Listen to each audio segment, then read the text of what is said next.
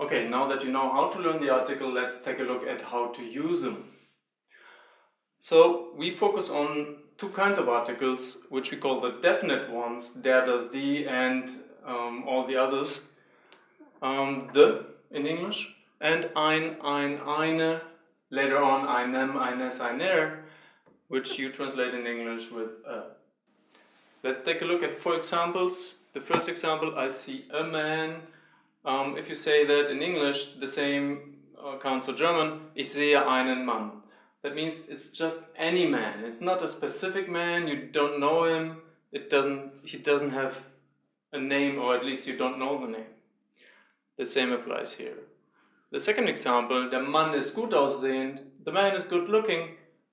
Now you have to say the man, der Mann, because it's most probably the man that you have talked about before in this example.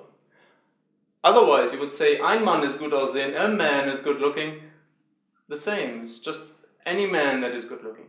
So if you use der Mann, that means you've talked about the man before, or you know which man you're talking about. Third example, sie liebt Autos. She loves cars. Like in English, you don't use the article. She loves the cars. You would ask yourself, what car? Yeah? Or which cars? So the same in German, she loves cars in general, not any specific cars. For any general information, you use ein or eine and the like. Last example, the cars that she likes are expensive. Die Autos, die sie liebt, sind teuer. So through the sentence, die sie liebt, that she likes, you define the cars. You make it pretty clear what cars she likes. And if it's clear, you use der, das, die, and the others of this group. This is the basic difference, and you see it's almost identical to the difference between the and e.